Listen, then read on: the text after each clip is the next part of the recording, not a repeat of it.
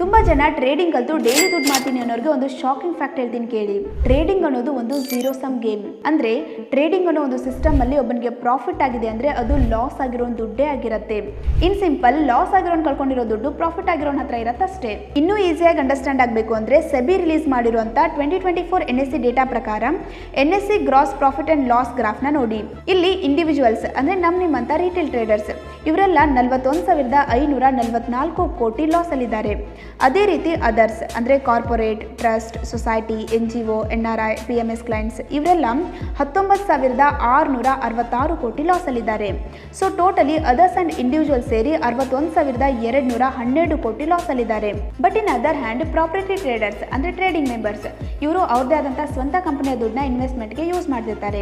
ಯಾವುದೇ ರೀತಿಯ client fund ಎಲ್ಲ ಯೂಸ್ ಮಾಡೋದಿಲ್ಲ. ಸೊ ಇವರೆಲ್ಲ 33,037 ಕೋಟಿ ಪ್ರಾಫಿಟ್ ಅಲ್ಲಿದ್ದಾರೆ. ಹಾಗೆ FPI ಅಂದರೆ foreign portfolio investors, in simple ಬೇರೆ ಕಂಟ್ರಿ ಇನ್ವೆಸ್ಟರ್ಸ್ ಇವರೆಲ್ಲ 27,965 ಕೋಟಿ ಪ್ರಾಫಿಟ್ ಅಲ್ಲಿದ್ದಾರೆ. ಇನ್ನು DII ಅಂದರೆ ಡೊಮೆಸ್ಟಿಕ್ ಇನ್ಸ್ಟಿಟ್ಯೂಷನಲ್ ಇನ್ವೆಸ್ಟರ್ಸ್ ಅಂದರೆ ಇಂಡಿಯನ್ ಇನ್ಸ್ಟಿಟ್ಯೂಟ್ ಇವರೆಲ್ಲ 210 ಕೋಟಿ ಪ್ರಾಫಿಟ್ ಅಲ್ಲಿದ್ದಾರೆ.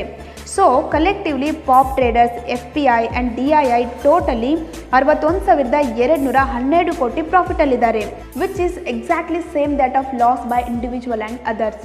ಸೊ ನೀವು ಇಲ್ಲೇ ಅರ್ಥ ಮಾಡ್ಕೋಬಹುದು, ನಾವಿಲ್ಲೇನು ರಿಟೇಲ್ ಟ್ರೇಡರ್ಸ್ ಎಲ್ಲ ಲಾಸ್ ಮಾಡ್ಕೊತಿದ್ದೀವಲ್ಲ ಅದೇ ದುಡ್ಡನ್ನ ಈ ಒಂದು ದೊಡ್ಡ ದೊಡ್ಡ ಕಂಪನಿಗಳೆಲ್ಲ ತಗೊಂಡು ಹೋಗ್ತಾ ಇದ್ದಾವೆ. ಇದರಲ್ಲೇ ಬರೋ ಜೇನ್ ಸ್ಟ್ರೀಟ್ ಅನ್ನೋ ಒಂದು ಕಂಪನಿನ ಮಾರ್ಕೆಟ್ ಮ್ಯಾನಿಪುಲೇಷನ್ ಅನ್ನೋ ರೀಸನ್ ಇಂದ ಇಂಡಿಯನ್ ಸ್ಟಾಕ್ ಮಾರ್ಕೆಟ್ ಇಂದ ಬ್ಯಾನ್ ಮಾಡಲಾಗಿದೆ. ಹಾಗಾದ್ರೆ ಆ ಒಂದು ಕಂಪನಿ ಯಾವ ರೀತಿಯ ಸ್ಟ್ರಾಟಜಿನ ಯೂಸ್ ಮಾಡಿ ಮಾರ್ಕೆಟ್ ಮ್ಯಾನಿಪುಲೇಷನ್ ಮಾಡ್ತಾ ಇತ್ತು ಅನ್ನೋದನ್ನ ತಿಳ್ಕೋಬೇಕು ಅಂದ್ರೆ ಕಮೆಂಟ್ ಮಾಡಿ.